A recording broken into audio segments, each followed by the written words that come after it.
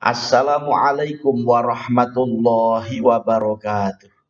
Siswa-siswi kelas 7 SMP Negeri 4 Kudus dimanapun berada, Bapak Ibu wali murid yang senantiasa ikut mendampingi putra-putrinya dalam belajar.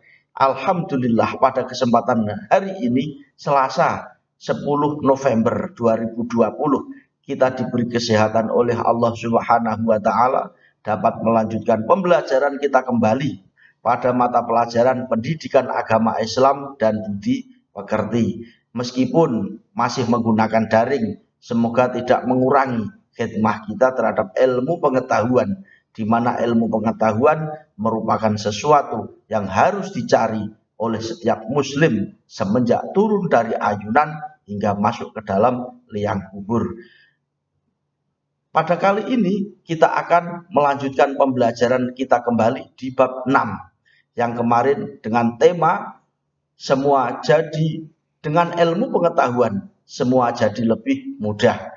Pada bab ini kita lebih banyak membahas masalah Al-Quran, ayat-ayat Al-Quran. Sebagaimana pertemuan kemarin kita membahas di surat Ar-Rahman ayat 33, juga surat Al-Mujadalah ayat 11. Mari kita bersama-sama belajar membaca. Di dalam kita membaca Al-Quran ini, setiap huruf berpotensi 10 kali lipatan pahala. Ya, ini dapat dijadikan perhatian bagi kita semuanya bahwa membaca Al-Quran dalam setiap huruf berpotensi 10 kali lipatan pahala. Oleh karenanya dalam hal ini kita niati belajar membaca. Yang kedua, membaca Al-Quran. Jadi meskipun demikian terdapat kesalahan begitu, semoga diampunilah ya, karena kita masih dalam kajian belajar kok ya. Tetapi ada nilai tambah membaca Al-Quran lah di situ. Oleh karenanya mari kita membaca bersama begitu. Yang sudah bisa membaca, alhamdulillah, baik itu silahkan ditingkatkan, tetapi kita juga menghormati teman-teman. Barangkali ada yang belum bisa, mari kita belajar bersama gitu ya. Mari dibuka LKS-nya di halaman 55, kemudian di buku paket halaman 78. Mari ya kita belajar membaca bersama. Bismillahirrahmanirrahim. Ya ma'syaral jinni wal insi in istata'tum an tanfudhu min aqtaris samawati wal ardh min aqtaris samawati wal ardi fanfudhu la tanfudhuna illa bisultan. Surat Ar-Rahman ayat 33. Mari dibaca sendiri terjemahannya ya. Bagi yang berhalangan, diniati untuk berzikir, jangan diniati untuk membaca, karena yang berhalangan merupakan suatu larangan untuk membaca Al-Quran. Tetapi diniatilah untuk berzikir begitu. Ya, diniati untuk berzikir. Dengan niat saya berzikir membaca Al-Quran. Niatnya berzikir ya, bukan membaca atau berzikir. Yang putra tidak ada masalah. Yang penting suci lah begitu. Yang penting suci. Yang putri yang tidak berhalangan, mohon untuk tetap suci begitu. Yang berhalangan bagaimana lagi? Ini sebagaimana yang kami terima jurnal harian kemarin, jurnal sholat harian, rata-rata menunjukkan bagi yang putri rata-rata 6-7 hari mengalami halangan begitu. Rata-rata demikian. Lah itulah bentuk kesucian, bentuk kefitrahan kewanitaan bagi kaum perempuan mengalami demikian. Itu merupakan anugerah dari Allah ya, terima saja, karena itu merupakan bentuk kesuburan pada organ-organ kita. Hal demikian baik ya, disyukuri saja. Yang demikian memang tidak boleh sholat, ya, tidak boleh sholat karena dalam keadaan berhadas, apalagi membaca Al-Quran, jelas tidak boleh. Tetapi hal demikian kita belajar dengan berzikir gitu aja, berzikir. Ya, mari dibaca terjemahannya sendiri. Wahai para jin dan bangsa manusia, wahai golongan jin dan manusia. Ya, dalam hal ini ayatnya jelas tertuju pada golongan jin dan manusia. Kita manusia, tidak usah membahas jin, kita saja yang bergolongan manusia, ya. Meskipun di dalam ayat tersebut golongan jin juga disinggung, tetapi kita pada manusia saja. Ini stata'tum an tanfudhu min aqtaris samawati wal ardi fanfudhu. Jika kamu sanggup menembus penjuru langit dan bumi, maka tembuslah. Di sini ayat ini menunjukkan bahwa benda-benda langit sangat menawarkan berbagai macam keilmuan kepada kita sebagai manusia. Benda-benda langit macam-macam bentuknya. Allah memberikan kepada kita. Jika kita mampu menembus benda-benda langit, penjuru-penjuru langit, maka tembuslah. Begitu. Apakah kita mampu menembus itu? Pertanyaan bagi kita. Apakah kita manusia mampu menembus benda-benda langit, penjuru-penjuru langit? Masih dalam tanda tanya. Al-Quran melanjutkan, la tanfuduna illa bisultan. Tidak akan mampu kita para manusia jin menembus penjuru-penjuru langit kecuali dengan kekuatan Allah. La tanfuduna illa bisultan. Para jin dan manusia bisa menembus penjuru-penjuru langit dan bumi kecuali menggunakan kekuatan izin dari Allah. Artinya apa? Benda-benda langit yang begitu indah, menawarkan banyak keilmuan yang layak dikaji oleh manusia. Begitu juga di dalam bumi. Banyak beberapa jenis yang bisa dikaji oleh para manusia. Ini menawarkan keilmuan bagaimana manusia dapat mempelajari itu. Maka tidak bisa menembus langit bumi itu kecuali dengan kekuatan. Kekuatan yang dimaksud adalah ilmu. Ilmu itu yang memiliki adalah Allah. Jadi kita bisa menembus semacam itu kalau kita diberikan ilmu oleh Allah. Ilmu berupa apa? Kemarin ketika kita membahas Maulud Nabi, ya, masih ingatkah kita ayatnya? Qul bifadlillahi wa birahmatihi. Ya, kalau karunia Allah itu adalah berupa agama Islam, tetapi kalau rahmat Allah itu berupa Al-Quran. Ya, kita sebagai umat Islam mendapatkan Nabi Muhammad membawa agama Islam yang juga mendapatkan wahyu Al-Quran. Ya, wahyu Al-Quran. Di dalam Al-Quran terdapat berbagai macam ilmu pengetahuan yang layak dikaji oleh kita sebagai manusia. Oleh karenanya di dalam ayat tersebut, la tanfuduna illa bisultan, bisa menembus terhadap gugusan-gugusan langit bumi. Penjuru-penjuru langit bumi itu menggunakan ilmu pengetahuan. Nah, ilmu pengetahuan bersumber dari Al-Quran. Maka hal demikian kita dapat memperoleh itu sesuai dengan rahmat Allah. Ya, gitu, rahmat Allah. Makanya di dalam kita menjadi seseorang pelajar begitu, kita pelajar yang setiap hari mencari ilmu, kita memohon rahmat dari Allah. Rahmat itu adalah belas kasihan Allah yang diberikan kepada kita. Apa itu?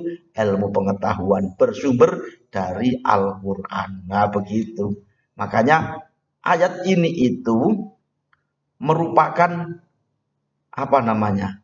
tantangan untuk menantang seseorang yang tidak sabar dan juga tidak rela dengan qada qadar Allah. Para makhluk hidup di dunia ini segalanya tergantung terhadap qada dan qadar Allah. Di dalam hadis qudsi itu diterangkan, barang siapa yang tidak rela,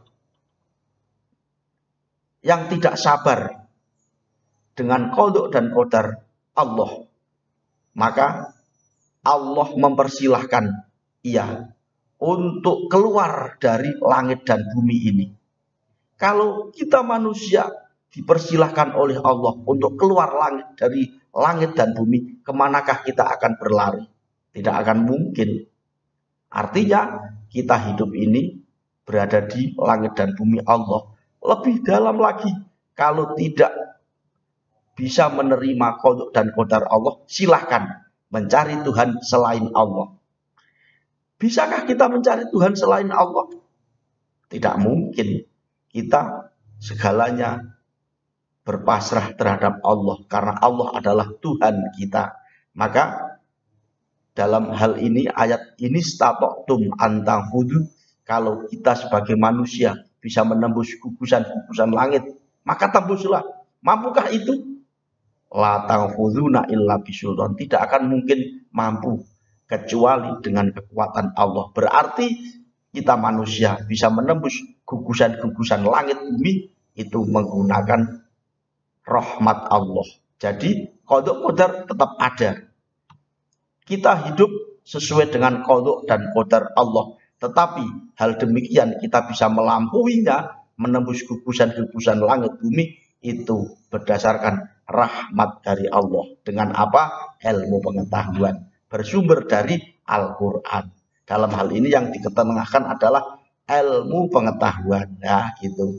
Makanya kita berharaplah selalu mendapatkan rahmat dari Allah, begitu ya. Ilmu pengetahuan di dalam Al-Quran. Di dalam Al-Quran, coba kita mengungkap sedikit begitu. Di dalam Al-Quran banyak sekali pembahasan yang menawarkan ilmu pengetahuan untuk kita kaji begitu. Kalau dalam bahasa sekarang kepo, ya kepo. Kepo itu apa? Kalian malah lebih tahu. Coba di dalam surat Al-Hujurat, juz 26 ayat 10. Di situ Allah memberikan gambaran kepada kita manusia mengenai proses penciptaan manusia berada di dalam rahim seorang ibu. Oh, keliru. Begini. Di dalam surat Al-Mu'minun, juz 18, ayat 14, Allah memberikan contoh kepada kita proses terjadinya manusia berada di dalam rahim seorang ibu. Surat Al-Mu'minun, juz 18 ayat 14. Ya, proses kejadian manusia yang pertama berupa nutfah, air sperma. Kemudian setelah itu menjadi alaqah, yaitu daging segumpal darah.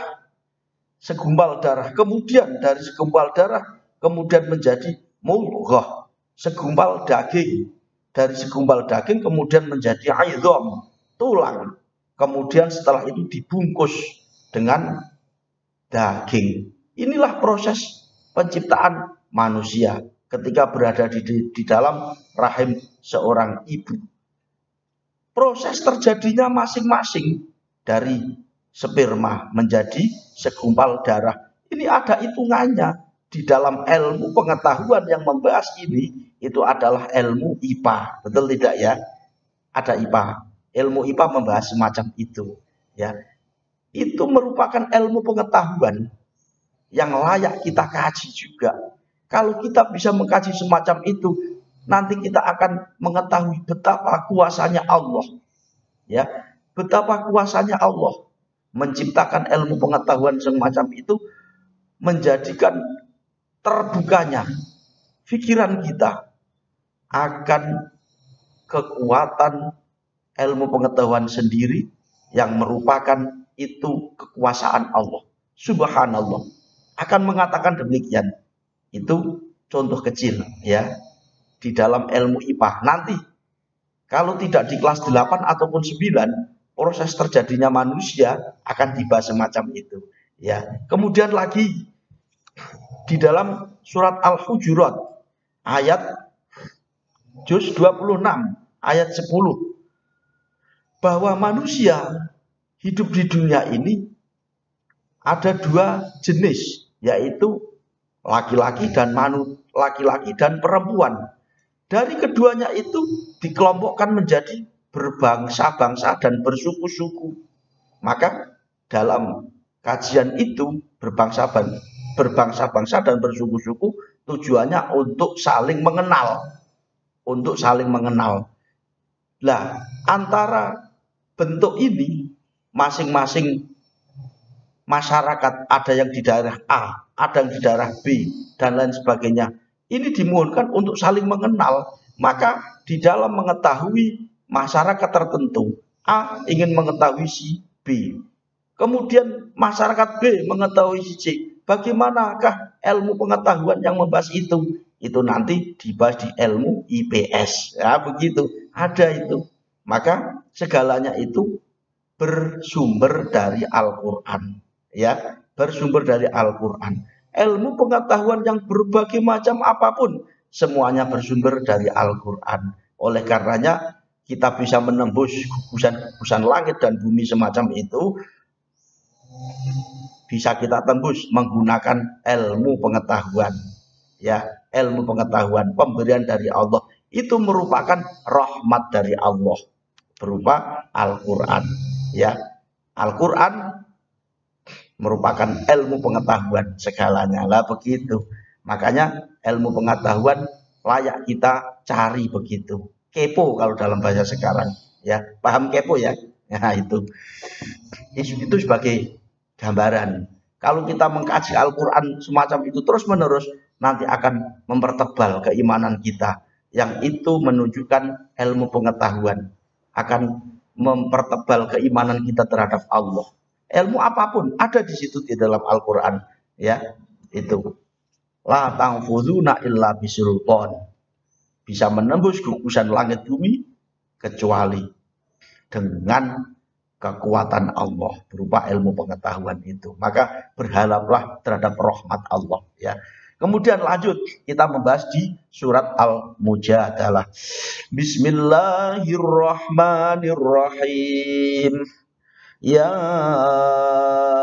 ayyuhalladzina amanu idza qila lakum tafassahu fil majalis إذا قيل لكم تفسحوا في المجالس فافسحوا يفسح الله لكم وإذا قيل انشزوا فانشزوا يرفع الله الذين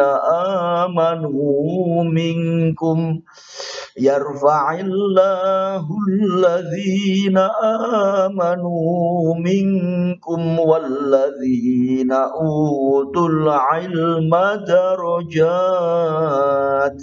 Wallahu bima ta'amaluna khabir. Surat Al-Mujadalah ayat 11. Mari dibaca terjemahannya. Wahai orang-orang yang beriman, di dalam hal ini kita sebagai orang beriman mendapatkan peringatan dari Allah secara langsung. Beruntunglah kita menjadi orang beriman. Semoga kita menjadi orang beriman. Ayat ini memberikan petunjuk kepada kita. Nah, begitu. Orang yang beriman mendapatkan seruan dari Allah di dalam surat Al-Mujadalah ayat 11 ini apabila kita dimohon untuk memberikan kesempatan kepada teman-teman kita. Kesempatan untuk kelonggaran suatu tempat, begitu. Maka berilah kelonggaran itu. Kita hidup bermasyarakat, banyak tekanan. Mungkin tekanan-tekanan di antara kita menjadikan kita ini sempit. Maka kita yang berkecukupan diperintahkan oleh Allah di dalam surat Al-Mujadalah ini untuk memberikan kelonggaran kepada teman-teman kita, ya, untuk memberikan kelonggaran kepada teman-teman kita, karena kita orang yang berlebih kok ya. Apabila kita dimohon untuk memberikan kesempatan kepada orang lain dalam majelis itu, contoh kita berada di majelis ilmu pengetahuan ilmu begitu, majelis ilmu. Di dalam suatu majelis terdapat desak-desakan tempat, maka kalau kita dimohon untuk memberikan kelonggaran terhadap teman-teman, ya kita berilah, kita beri tempat longgar kepada mereka. Jangan kita gagai tempat itu. Kita memberikan rasa belas kasihan kepada teman lah ya. Kita memberi belas kasihan terhadap teman itu, yafsahillahu lakum, maka Allah akan memberikan kelonggaran kepada kita. Nah, yang menjamin adalah Allah, bukan kita, tetapi Allah yang akan menjamin. Kita berbuat baik akan mendapatkan balasan baik dari Allah juga, ya. Idza qila lakum tafassahu fil majalis fafsahu yafsahillahu lakum. Ketika kita dimohon untuk memberikan kelonggaran kepada teman-teman kita di dalam suatu majelis begitu, maka berilah kelonggaran. Allah akan memberikan kelonggaran kepada kita. Begitu. Lanjut. Wa idza qila syuzu fangshuzu yarfa'illahu alladhina amanu minkum. Ketika kita dimohon untuk berdiri begitu. Berdiri itu semula di dalam desak-desakan, kemudian kita disuruh untuk berdiri. Maka berdirilah. Di dalam hal ini adalah memberikan kesempatan kepada teman-teman agar sesama mendapatkan kesejahteraan. Begitu. Lah, kita dimohon untuk berdiri, dapat berdiri. Sebagaimana contoh ini ya, ini nanti bisa dikembangkan sendiri. Contoh, kita dimohon untuk membantu seseorang. Kemudian kita membantunya sesuai apapunlah kemampuan kita. Kemudian kita membantunya. Maka hal demikian itu berarti kita berbuat berdasarkan ilmu pengetahuan, juga berdasarkan ilmu budi pekerti. Ya, saya ulangi. Ketika kita dimohonkan seseorang untuk memberikan kelonggaran, contoh. Yang kedua, diberikan untuk memberikan kesempatan kepada teman-teman kita. Kita bisa berbuat semacam itu berarti kita berbuat atas dasar budi pekerti. Yang kedua, kita berbuat berdasarkan ilmu pengetahuan. Ya, kita berbuat berdasarkan budi pekerti, kita berbuat berdasarkan ilmu pengetahuan. Keduanya, kalaupun kita berbuat berdasarkan ilmu pengetahuan saja, mungkin tidak akan jadi memberikan kelonggaran kepada orang lain. Karena hal demikian itu terjadi berdasarkan budi pekerti. Kita memandang teman kita dalam keadaan kesusahan begitu, kita beri. Kita mempunyai rasa empati. Kancaku kok saake, tak tulung ya. Itu berarti kita menggunakan budi pekerti. Berarti iman kalau semacam itu. Ya, kita mengetahui, kemudian kita menolongnya. Kalau semacam itu, yarfa'illahu alladhina amanu minkum, Allah akan mengangkat derajat bagi orang beriman dan berilmu. Diangkat mendapatkan derajat tertinggi, ya. Ini jaminan dari Allah. Karena kita berbuat semacam itu berdasarkan ilmu pengetahuan dan juga berdasarkan budi pekerti, yang masuk ranahnya adalah iman, ya. Sekali lagi, kita bisa berbuat semacam itu, memberikan kelonggaran kepada teman-teman yang berada di sekeliling kita, itu berdasarkan budi pekerti yang masuk ranahnya kepada iman dan juga ilmu pengetahuan. Kalau kita berbuat yang semacam itu berdasarkan ilmu pengetahuan dan budi pekerti, kajian iman semacam itu, yarfa'illahul ladzina amanu minkum, Allah akan mengangkat kita sebagai orang yang beriman itu mendapatkan derajat tertinggi. Syaratnya adalah ilmu pengetahuan dan beriman. Nah begitu. Bukan kok malah kita dimohon seseorang untuk membantu, menolong. Kita enggan untuk berbuatnya. Itu berarti kita nuwun sewu, budi pekertinya kurang. Contoh ya, di dalam suatu kondisi sekeliling kita, mohon maaf, hanya sebuah contoh. Kondisi masyarakat dalam keadaan banjir semacam itu. Di mana-mana pun terjadi genangan air. Kita berada di lingkungan yang bebas banjir, mempunyai segalanya. Apakah kita tega melihat seseorang dalam keadaan sengsara semacam itu? Kalau kita mempunyai hati nurani, maka terketuk hati kita untuk menolong mereka semampu kita.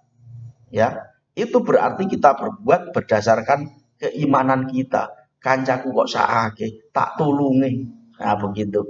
Itu berarti keimanan kita yang terpancar melalui budi pekerti telah tampak. Begitu. Yang didasari dengan ilmu pengetahuan. Saake ini kancaku. Kira-kira aku nglakoni ngono kepiye? Kira-kira aku digajar banjir ngono kepiye? Akhirnya kita tidak tega melihat orang lain sengsara. Akhirnya kita turut membantu. Itu berarti kita mengandalkan budi pekerti yang didasari dengan ilmu pengetahuan. Kalau kita berkehendak untuk berbuat semacam itu, Allah akan mengangkat derajat kita sebagai orang yang beriman dan berilmu pengetahuan itu mendapatkan derajat tertinggi. Ya begitu. Karena kita berbuat berdasarkan ilmu pengetahuan dan juga keimanan. Nah gitu. Wallahu bima ta'maluna khabir. Allah maha teliti apa yang kamu kerjakan. Hal demikian itu Allah tahu. Jadi kita berbuat yang semacam itu berdasarkan keimanan lah begitu. Bukan berdasarkan yang lain. Aku tak nulung. Koncoku sing kebanjiran, ben aku engko dikenek-kenekno, ben aku engko dilem, bukan semacam itu. Itu berarti kita berbuat mengharapkan sesuatu. Allah tahu, khabirun. Wallahu bima ta'maluna khabir. Allah tahu. Ya, Allah Maha tahu apa yang kamu kerjakan. Nah, sebagaimana dalam Asmaul Husna kemarin Allah mempunyai sifat Al-Khabir. Ya, Allah mempunyai sifat Al-Khabir. Jadi, apapun yang kita kerjakan meskipun baik, tetapi baik hanya sekedar tampilan belaka, bukan baik dalam segi batiniah, percuma. Allah tahu kok ya. Maka dalam batasan keimanan, maka berdasarkan budi pekerti yang baik. Itu berdasarkan keimanan. Bukan hanya sekedar berbuat belaka, tetapi berdasarkan keimanan. Nah itu, disitulah contoh, disitulah penekanannya. Itu ya. Lah, maka kalau kita sudah berbuat semacam itu, tadi saya ulangi lagi, jaminan Allah akan diangkat derajat tertinggi. Itu ya. Lah, sekarang ilmu apa itu? Ilmu pengetahuan yang bagaimana itu? Yaitu ilmu pengetahuan yang dapat mendekatkan kita terhadap Allah. Begitu. Bukan ilmu pengetahuan yang menyengsarakan kepada orang lain. Contoh, ya. Kita berbuat, memang membantu seseorang, tetapi kita membantu seseorang dengan tujuan yang tidak mulia. Aku tak nulung, ben engko aku disenengi kanca-kancaku. Hal demikian itu berarti kita mengharap imbalan dari orang lain. Maka itu bukan ilmu pengetahuan yang mendekatkan kita kepada Allah, tetapi justru ilmu pengetahuan yang menjadikan kita dibenci oleh Allah. Kita beramal untuk Allah kok. Kenapa kita harus beramal mengharapkan imbalan dari teman-teman kita? Maka dalam hal ini ilmu pengetahuan bagaimanakah itu? Ilmu pengetahuan yang mendekatkan kita kepada Allah, begitu, bukan yang sebaliknya, ya. Kemudian dalam ilmu teknologi, mestinya ilmu teknologi banyak yang memberikan kemanfaatan kepada kita. Tetapi kadang-kadang nuwun sewu disalahgunakan. Kita pintar mengotak-atikkan sesuatu. Tetapi contoh ya, mengotak-atikkan sesuatu, kekuatan nuklir begitu. Kalau ini kita buat semacam model yang baik, maka terjadilah keselamatan bagi warga sekitar. Tetapi kalau kita ceroboh menggunakan tenaga nuklir itu, maka akan terjadi peledakan yang sangat dahsyat dan menjadikan korban dari warga itu yang bermacam-macam. Semua warga menjadi korban. Hal demikian itu yang menuntun kita adalah iman. Iman. Bolehlah kita menjadi orang berilmu, tetapi yang terpenting juga adalah beriman, ya. Yang terpenting adalah beriman juga. Kalau hanya ilmu belaka, maka akan tersesat. Tetapi kalau hanya sekedar beriman belaka, maka akan menjadi lemah. Maka berilmu dan beriman itu yang terpenting di situ. Ilmu yang bagaimana? Ilmu yang mendekatkan kita kepada Allah. Meskipun kita pintar dalam ilmu teknologi yang memberikan kemaslahatan kepada umat, bukan teknologi yang menyengsarakan kepada umat. Nah, contoh tadi, itu ya bisa dipahami. Nah, kemudian itu mengenai ayat-ayat Al-Quran. Jadi jaminan Allah, orang yang berilmu dan beriman akan mendapatkan derajat tertinggi, ya begitu, akan mendapatkan derajat tertinggi. Sebagaimana di dalam surat Ar-Rahman itu,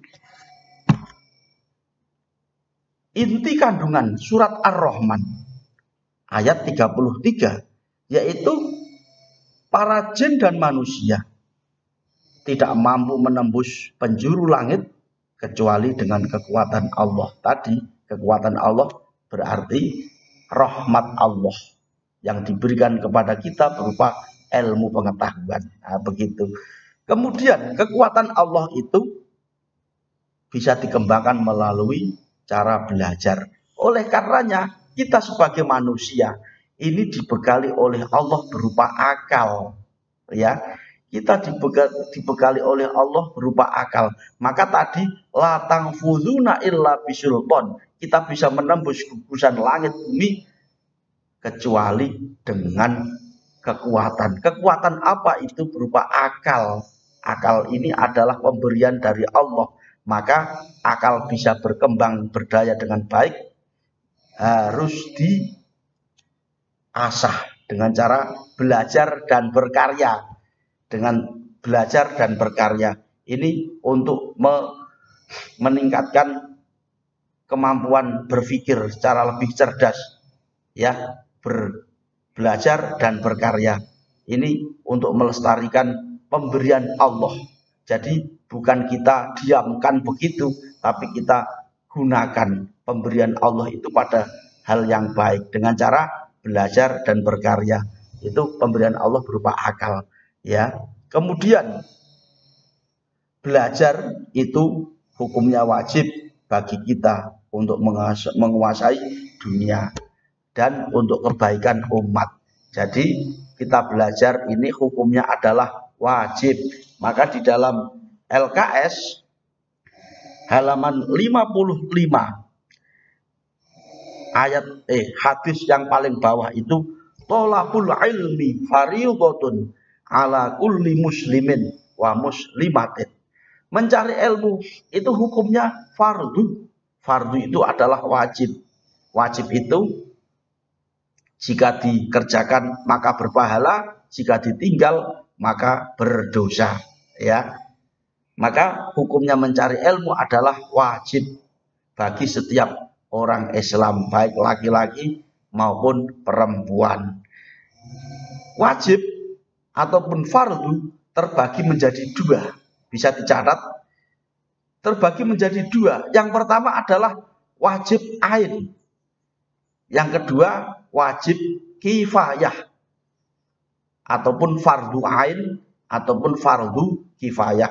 Fardu ain itu adalah kewajiban individu. Artinya setiap manusia harus mengerjakannya. Harus mengerjakannya. Kalaupun fardu kifayah itu adalah kewajiban kolektif. Artinya jikalau ada suatu masyarakat dalam komunitas kecamatan begitu, ada yang sudah mengetahui itu, maka yang lain sudah gugur kewajibannya, ya. Contohnya besok aja ketika kita masuk sekolah, semoga saja segera ada peraturan untuk kita belajar secara tatap muka lah. Insya Allah nanti pada pertemuan tatap muka akan kita bahas secara itu. Ini kita membahas secara global dulu. Fardu ada dua, fardu ain dan fardu kifayah. Fardu ain merupakan kewajiban individu. Setiap manusia harus melaksanakannya. Tetapi kalau fardu kifayah adalah kewajiban kolektif.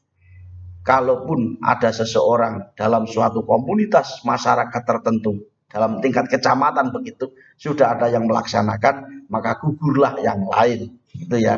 Nah, maka di dalam hal ini tolabul ilmi fardhotun, mencari ilmu hukumnya wajib bagi setiap muslim, baik laki-laki maupun perempuan. Lanjut. Maka kalau di dalam Al-Qur'an tadi memberikan jaminan orang yang berilmu akan diangkat derajatnya oleh Allah, berilmu dan beriman, maka diperkuat di dalam hadis itu, masih di halaman 55 LKS, man aradad dunya fa'alaihi bil ilmi wa man aradal akhirata fa'alaihi bil ilmi wa man aradahuma fa'alaihi bil ilmi, rawahu Tabrani. Hadis ini hadis sahih, diriwayatkan oleh Imam Tabrani. Barang siapa yang mengharapkan dunia, jadi sukses di dunia, maka menggunakan ilmu, ya. Inilah anjuran bagi kita yang menghendaki sukses dunia, maka menggunakan ilmu. Berlanjut, bagi kita yang mengharapkan sukses akhirat, maka menggunakan ilmu pula. Dunia akhirat menggunakan ilmu meraih kesuksesan. Diperkuat lagi di dalam hadis, waman aradahuma fa'alaihi bil ilmi. Barang siapa yang menghendaki sukses dunia dan akhirat, maka harus menggunakan ilmu. Nah, ilmu apa itu? Ilmu yang dapat mendekatkan kita kepada Allah. Begitu. Bukan ilmu yang menjadikan kita dibenci oleh Allah. Kita pintar dalam sesuatu perkara, tetapi justru untuk mengingkari kepada Allah. Itu merupakan sesuatu yang dibenci oleh Allah. Contoh, kita diberi kemampuan oleh Allah menciptakan sesuatu. Contoh, kita dapat menciptakan karya yang indah. Kita menghasilkan banyak keuntungan. Mestinya kalau kita menjadi orang yang mengharapkan sukses dunia dan akhirat, maka menggunakan ilmu. Contoh lagi, kita bekerja, sudah masuk pada waktunya sholat, maka kita sholat. Begitu. Bukan masuk waktu sholat sampai akhir waktu malah kita meninggalkan sholat. Itu berarti kita diberikan kemampuan oleh Allah, mempunyai ilmu pengetahuan semacam itu, justru bukan ilmu yang mendekatkan kita kepada Allah, justru ilmu yang menjadikan kita dibenci oleh Allah. Maka kita mempunyai kemampuan apapun untuk bekerja di dalam kehidupan dunia, maka harus dibekali dengan ilmu akhirat juga. oh sudah masuk waktu sholat, saya sholat dulu. Nah begitu, kita sholat berarti untuk kehidupan akhirat kita sudah melaksanakan, ya.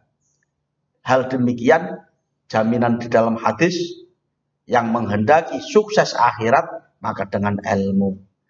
Ilmunya bagaimana? Sholat begitu. Sholat bagaimana? Kemarin kita telah membahasnya di bab 3, kan begitu. Lah, sukses dunia bagaimana? Ilmu-ilmu yang lain. Tadi ilmu IPA yang membahas tentang proses kejadian manusia. Ilmu IPS membahas tentang sosial kemasyarakatan. Itu merupakan ilmu-ilmu keduniaan, mengantarkan kita sukses di dunia menggunakan ilmu itu. Kemudian ilmu teknologi, informatika, menguasai komputer. Kemudian ilmu prakarya, menguasai tentang berbagai macam hal yang ada di sekitar kita untuk kita bisa berkarya lebih baik. Bagaimana? Itu ilmu-ilmu dunia. Kita sukses menggunakan ilmu itu. Sukses di akhirat menggunakan ilmu PAI. Insya Allah mengantarkan kita kepada sukses akhirat itu. Bagaimana cara sholat? Bab 3 kemarin. Bagaimana kita bisa mengetahui Allah? Bab 1 kemarin, ya. Dan lain sebagainya. Dan lain sebagainya. Maka di bab 6 ini sebagai penguat begitu. Penguat mengenai kita belajar. Jadi kita menjadi seorang yang sukses di dunia, ilmu. Sukses akhirat, ilmu. Sukses keduanya juga ilmu. Nah, gitu ya. Disitulah pentingnya ilmu pengetahuan bagi kita sebagai seorang muslim, harus mengetahui ilmu pengetahuan dan juga menjadi orang yang beriman. Nah, begitu. Iman dan ilmu pengetahuan. Kemudian hadis lagi bahwa mencari ilmu itu bukan terbatas pada ruangan dan waktu. Jadi kita berada di dalam kelas begitu yang hanya terbatas oleh 4 tembok dan 2 atap. Bukan semacam itu, tetapi mencari ilmu itu sepanjang masa. Semenjak turun dari ayunan hingga masuk ke liang kubur. Ini hadisnya halaman 56 itu yang paling atas di LKS. Utlubul ilmah minal mahdi ilal lahdi. Utlubil ilmah minal mahdi ilal lahdi. Carilah ilmu semenjak turun dari ayunan hingga masuk ke liang kubur, liang lahat. Artinya selama hayat masih dikandung badan, kita berkewajiban untuk belajar. Nah, begitu. Selama hayat masih dikandung badan, kita berkewajiban untuk belajar. Nah, begitu. Kemudian kita belajar juga menghormati yang lain. Di dalam hadis itu, ta'allamu wa'allimu wa tawadhu'u limu'allimikum wala yalau limu'allimikum. Saya ulangi, ta'allamu wa'allamu wa tawadhu'u limu'allimikum wala yalau limu'allimikum. Rawahut Tabrani. Belajarlah kalian. Kemudian setelah kita belajar, kemudian kita menjadi pandai. Mempunyai kewajiban lain, mengajar. Setelah mengajar juga berlaku sopan santun. Berlaku sopan santun terhadap guru. Ya, berlaku sopan santun terhadap guru. Serta berlaku baiklah terhadap orang yang mengajarimu. Jadi kita belajar ini bukan untuk kemaslahatan pribadi, tetapi untuk kemaslahatan orang lain. Kita belajar untuk kemaslahatan orang lain. Meskipun kita diberi anugerah oleh Allah menjadi orang pintar semacam itu, ini bukan untuk diri kita kok mestinya. Diri kita memang melakukan, tetapi orang lain ini layak kita beri pemahaman tentang ilmu kita, sehingga ilmu ini akan menyebar dan barokah begitu. Meskipun kita demikian, kita tetap hormat terhadap para guru-guru kita, ya. Kita mempunyai rasa hormat terhadap guru-guru kita. Sebagaimana di dalam YouTube kemarin yang menonton wisuda penganugerahan gelar doktor kepada beliau Habib Lutfi dari Universitas Negeri Semarang begitu, sang rektor pemberi gelar justru malah hormat terhadap beliau Habib Lutfi yang diberi gelar. Ini ada apa? Ini berarti sang rektor hormat terhadap beliau Habib Lutfi yang bernotabene ilmunya lebih tinggi daripada sang pemberi gelar itu. Ini artinya apa? Seseorang kalaupun menjadi orang yang pintar semacam itu, justru ingat, siapakah yang mengajariku? Adalah para guru-guru. Maka kalau kita menjadi orang yang pintar, kita ingat kepada guru. Bukan kita pintar kemudian menindas pada guru-guru kita. Tidak. Kita tetap hormat terhadap guru-guru kita.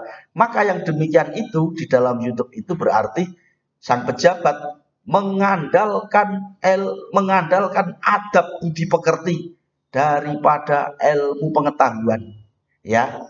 Bolehlah kita menjadi orang yang pintar, tetapi adab budi pekerti mohon untuk lebih ditampilkan.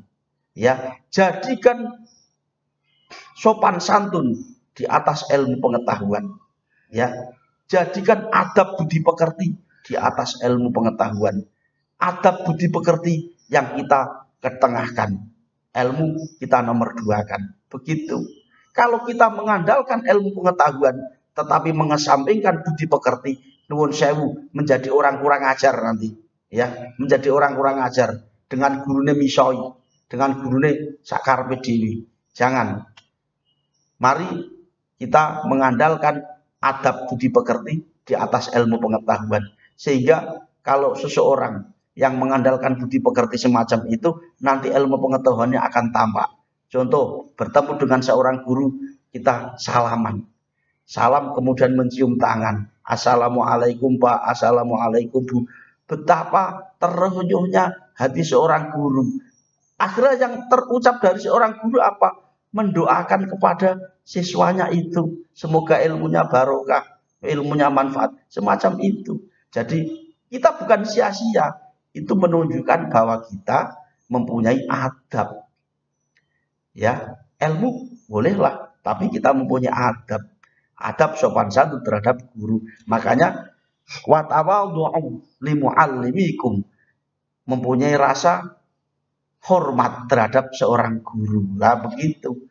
Hormat terhadap guru ini penting. Maka jangan mengandalkan ilmu pengetahuan, tetapi mengandalkan adab budi pekerti. Jadikan adab budi pekerti di atas ilmu pengetahuan. Gitu ya. Nah itu. Kemudian orang yang mencari ilmu, ini keutamaan orang mencari ilmu. Orang mencari ilmu itu mendapatkan jaminan dari Allah. Sebagaimana di dalam hadis ini. An Anasin radhiyallahu anhu qala Rasulullah sallallahu alaihi wasallam. Sambil disimak ya, halaman 56 itu keutamaan menuntut ilmu. Qala Rasulullah sallallahu alaihi wasallam. Thalabul ilmi fardhatun ala kulli muslimin, bahwa mencari ilmu itu hukumnya adalah fardu bagi setiap orang Islam. Wa inna thalibal ilmi yastaghfiru lahu kullu syai'in hattal haitana fil bahri, bahwa orang yang mencari ilmu ini senantiasa dimohonkan ampun oleh setiap sesuatu, bahkan pada ikan-ikan yang berada di lautan pun senantiasa memohonkan ampun kepada mereka yang mencari ilmu. Ini loh, keutamaannya demikian. Maka kita ini adalah pemula, masih di taraf SMP. Jangan malas-malaslah untuk mencari ilmu. Tingkatkan untuk mencari ilmu dengan cara apapun. Ya, mestinya kita belajar ini enak dengan tatap muka, tetapi kondisi yang demikian harus menggunakan daring, maka terimalah yang semacam ini. Tetapi kalau bisa tatap muka lebih baik. Jangan malas. Tatap muka tidak, daring pun juga tidak. Bagaimana ini belajarnya? Maka ini sebagai alternatif begitu. Yang penting ada aktivitas belajar. Orang yang belajar senantiasa mendapatkan ampun dari segala sesuatu, memohonkan ampun kepada kita yang belajar semacam itu. Bahkan para ikan-ikan di lautan pun senantiasa memohonkan ampun kepada kita yang belajar. Enaknya di situ. Kurang apa nih? Wong gelem sekolah, wong gelem sinau. Di situ maka kita belajar semacam itu otomatis menghormati orang tua kok ya. Orang tua kita pamiti setiap hari, seumpama ya, ini sudah masuk begitu. Orang tua kita pamiti dari rumah, kita belajar di sekolah. Orang tua kita pamiti, assalamualaikum Pak, assalamualaikum Bu, nyuwun pangestu badhe sekolah. Orang tua hatinya senengin karuan, mendoakan kepada kita, muga-muga ilmune barokah, selamat di perjalanan, ilmune manfaat, senantiasa mendoakan semacam itu. Maka hal semacam itu merupakan adab budi pekerti bagi kita seorang pelajar. Layaknya demikian, itu sesuatu yang berada di sekeliling kita. Ikan-ikan di lautan pun juga demikian, memohonkan ampun kepada kita. Hanya saja kita belum tahu bagaimana bentuk cara pemohonan ampunnya kepada kita. Tapi kita yakinlah terhadap hadis ini. Hadis ini hadis benar keberadaannya, karena ini adalah sabda Nabi Muhammad Shallallahu Alaihi Wasallam, benar keberadaannya. Hadis diriwayatkan Imam Ibnu Abdurrahman. Begitu ya. Kita lanjut, sekalian kita tuntaskan. Untuk pertemuan berikutnya nanti kita akan membahas di bab masalah ilmu tajwidnya. Kemudian orang yang mencari ilmu dimudahkan masuk ke dalam surga. An Abi Hurairah radhiyallahu anhu anna Rasulullah sallallahu alaihi wasallam qala man salaka tariqan yaltamisu fihi ilman sahalallahu lahu tariqan ilal jannah. Hadis ini diriwayatkan Imam Muslim. Keterangan hadis dari Imam Abi Hurairah radhiyallahu anhu. Barang siapa yang menempuh perjalanan dalam rangka menuntut ilmu, maka Allah akan mempermudah bagi dia menuju jalan menuju surga. Kami ulangi, barang siapa yang menempuh perjalanan untuk menuntut ilmu, maka Allah akan mempermudah baginya jalan menuju surga. Rawahu Muslim. Maka ya, jangan malas-malaslah untuk belajar, untuk menuntut ilmu. Pahala dari Allah banyak sekali, jaminan dari Allah sangat luar biasa. Tadi kita dimohonkan ampun oleh segala sesuatu. Bahkan ikan-ikan di lautan pun memohonkan ampun. Hadis yang berikutnya, kita menempuh perjalanan untuk mencari ilmu. Hal demikian Allah memberikan jaminan kepada kita, jalan dipermudah menuju surga, dipermudah jalan menuju surga. Itu enaknya dari kita yang bersedia untuk belajar. Maka jangan malas-malas untuk belajar, ya. Jangan malas-malas untuk belajar. Ini sangat penting sekali, gitu ya. Terima kasih atas perhatiannya. Mohon maaf atas segala kekurangannya. Untuk pertemuan berikutnya, insya Allah kita akan live, ya, akan live streaming. Sekalian membahas ilmu tajwidnya. Ini penting sekali. Nanti kita akan mengulas materi, juga akan membahas masalah ilmu tajwidnya, Al-Qomariyah dan Al-Syamsiyah. Begitu, nggih. Terima kasih atas perhatiannya. Mohon maaf atas segala kekurangannya. Wassalamualaikum warahmatullahi wabarakatuh.